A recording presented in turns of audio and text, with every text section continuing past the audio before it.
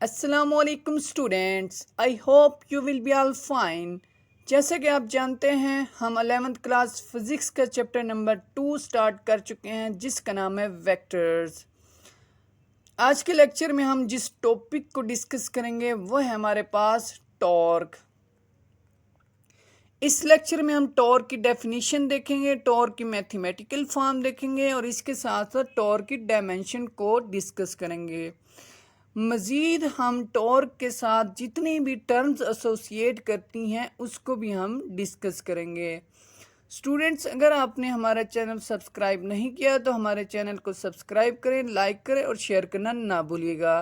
तो चलिए स्टार्ट करते हैं अपना आज का लेक्चर। इमेजिन करें कि एक शख्स बाइक को पुश कर रहा है, तो जैसे ही ये बाइक को पुश करेगा तो बाइक किसकी तरफ मूव करेगी? इन फॉरवर्ड डायरेक्शन मूव करेगी। बाइक को फॉरवर्ड डायरेक्शन मूव करवाने के लिए फोर्स की ज़रूरत है और हम जानते हैं according to Newton second law, जब भी किसी बॉडी पर फोर्स एक्ट करती है तो वो एक्सेलरेशन प्रोड्यूस करती है। क्योंकि बॉडी लीनियर डायरेक्शन में मूव कर रहा है तो इसलिए इसमें लीनियर एक्सेलरेशन प्रोड्यूस होगा। तो बच्चों, सवाल ये पैदा होता है, क्या हम इसको टॉर्क कहते हैं? तो जवाब है no, it is not a torque. मज़ीद अगर हम दूसरी एग्जांपल देखें तो आपके सामने मैंने एक दूसरी एग्जांपल में दिखाया कि एक स्पैनर और नट है। स्पैनर नट को लूज़ एंड टाइट करने के लिए यूज़ किया जाता है। इमेजिन करें कि आपने इस पॉइंट पर फोर्स एक्ट की, तो ये फोर्स स्पैनर और नट को टर्न या रोटेट करने के लिए इस्तेमाल होगी। एंड जब भी कोई बॉडी टर्न या रोटेट करती है तो उसमें एंगुलर एक्सेलरेशन होता है। हम देख सकते हैं क्योंकि यहाँ पर फोर्स बॉडी को टर्न करने के लिए यूज़ की जाती है, इसलिए हम इस फोर्स का टर्निंग इफेक्ट कहते हैं और इस फोर्स के टर्निंग इफेक्ट को ही हम टॉर्क का नाम दे देते हैं। हम ये भी कह सकते हैं कि टॉर्क में एंगुलर एक्सेलरेशन प्रोड्यूस होता है। तो चलिए स्टूडेंट्स, अब हम इसकी देखते हैं डेफिनेशन।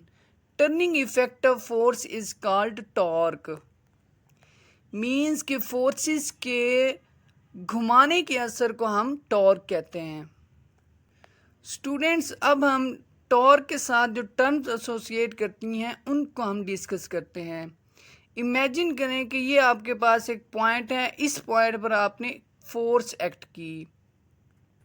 वो पॉइंट या लाइन जहाँ पे आप फोर्स एक्ट करते हैं उसको हम कहते हैं line of action of force. और आपने एक दूसरा पॉइंट इमेजिन किया, ये वो पॉइंट है जिसके अराउंड बॉडी रोटेट करेगी, और ऐसा पॉइंट जिसके अराउंड बॉडी रोटेट करेगी उस पॉइंट को हम पाइवट पॉइंट या एक्सिस ऑफ रोटेशन कहते हैं। आई रिपीटेड, वो पॉइंट या लाइन जहाँ पे आप फोर्स एक्ट करते हैं उसको हम line of action of force कहते हैं, और वो पॉइंट जहाँ पे बॉडी रोटेट करती है उसको हम कहते हैं पाइवट पॉइंट या axis of rotation. And line of action of force और पाइवट पॉइंट के बिटवीन जो परपेंडिकुलर डिस्टेंस है उसको हम कहते हैं मोमेंट आर्म। तो स्टूडेंट्स, अब हम इनकी प्रॉपर डेफिनेशन देखते हैं। सबसे पहले हम देखते हैं line of action of force. The point on which force can exerted is called line of action of force. And दूसरी हमने जो देखी है वो पाइवट पॉइंट या एक्सिस ऑफ रोटेशन थी। वो हमारे पास है the point around which body will rotates is called pivot point या एक्सिस ऑफ रोटेशन।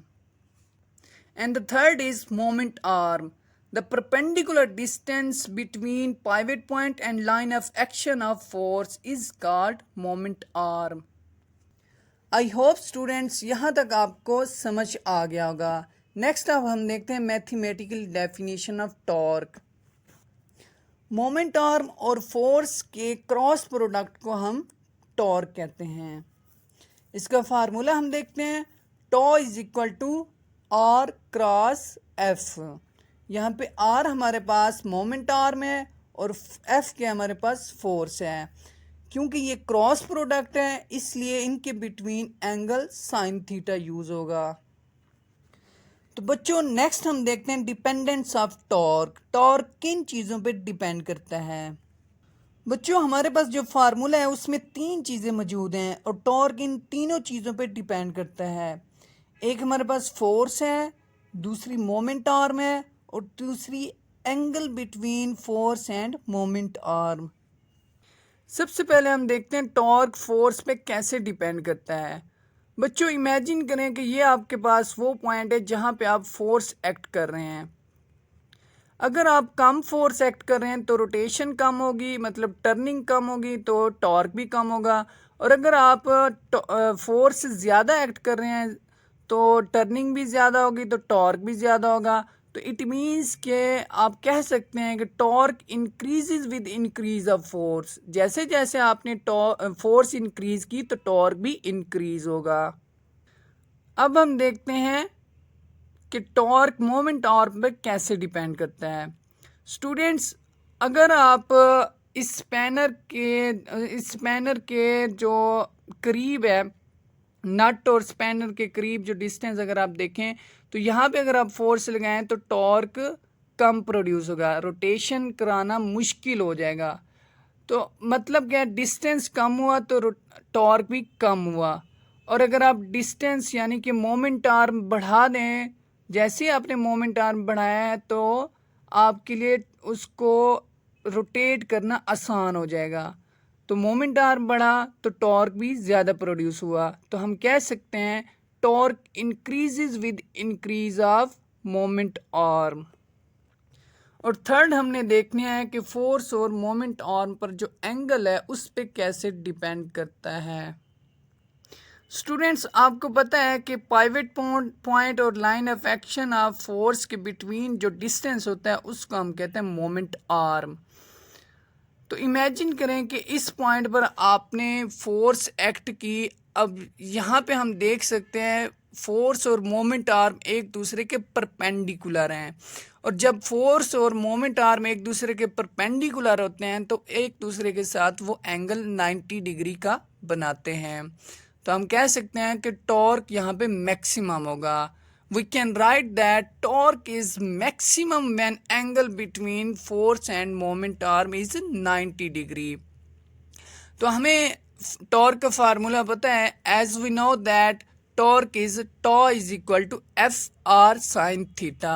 यहाँ पे आप थीटा की जगह पे आप 90 डिग्री पुट कर दें तो साइन 90 आपको पता है किसके इक्वल होता है, 1 के। तो 1 जिसके साथ भी मल्टीप्लाई होता है तो कोई चेंज ही नहीं करता। तो हमारे पास क्या आ जाएगा, tau is equal to F R. तो यहाँ पे हमारे पास टॉर्क मैक्सिमम आ गया। अब नेक्स्ट हम देखते हैं कि टॉर्क मिनिमम कब होगा। स्टूडेंट्स इमेजिन करें कि आपने इस पॉइंट पर जो फोर्स लगाई है हॉरिजेंटल डायरेक्शन में लगाई है। तो जब आप फोर्स हॉरिजेंटल डायरेक्शन में लगा रहे हैं तो आप खुद भी देख सकते हैं कि आप स्पैनर को मूव या रोटेट नहीं करवा सकेंगे। जब स्पैनर रोटेट नहीं करेगा इट मीन्स के नट रोटेट नहीं करेगा। और जब नट रोटेट नहीं करेगा तो टॉर्क प्रोड्यूस नहीं होगा। तो हम कह सकते हैं कि अब इस फिगर में हम देख रहे हैं कि फोर्स और मोमेंट आर्म एक दूसरे के पैरेलल डायरेक्शन में है या एंटी पैरेलल डायरेक्शन में है।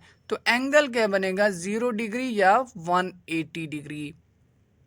तो हम कह सकते हैं torque is minimum when angle between force and और यानी कि moment arm is 0 degree and 180 degree.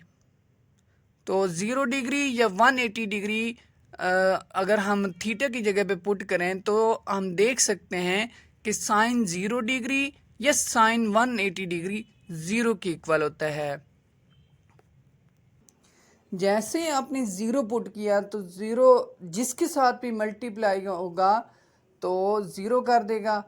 तो हमारे पास क्या आ जाएगा, टॉर्क मिनिमम आ जाएगा। अब हम देखते हैं टॉर्क की डायमेंशन। स्टूडेंट्स हमें पता है कि टॉर्क का फार्मूला क्या है, tau is equal to F R. और यहाँ पे आर क्या है, डिस्टेंस, मोमेंट आर्म। तो फोर्स की भी डायमेंशन हम जानते हैं, डिस्टेंस की भी डायमेंशन हम जानते हैं। तो फोर्स एंड डिस्टेंस की डायमेंशन यहाँ पे पुट कर दें तो tau is equal to force की डायमेंशन जो कि है mL/T⁻², एंड जो डिस्टेंस है उसकी डायमेंशन हम जानते हैं, उसकी डायमेंशन होती है लेंथ। तो ये पुट करें तो आपके पास क्या बन रहा है, tau is equal to mL/T⁻² and multiplies L। L length क्योंकि मल्टीप्लाई हो रही है तो यहाँ पे हमारे पास लेंथ क्योंकि 2 लेंथ हैं इसलिए लेंथ की पावर 2 आ जाएगी। तो हमारे पास फाइनली टॉर्क की डायमेंशन क्या होगी, टॉ इज इक्वल टू mL/2 यानी कि टॉ इज इक्वल टू mL² और T⁻²। तो ये आपके पास है टॉर्क की डायमेंशन जो कि एमसीक्यूज़ में अक्सर पूछी गई है। स्टूडेंट्स आपने याद रखना है कि टॉर्क की डायमेंशन और इसके साथ साथ इसका यूनिट भी एमसीक्यूज़ में पूछा जा सकता है। स्टूडेंट्स अब हम देखते हैं टॉर्क का यूनिट।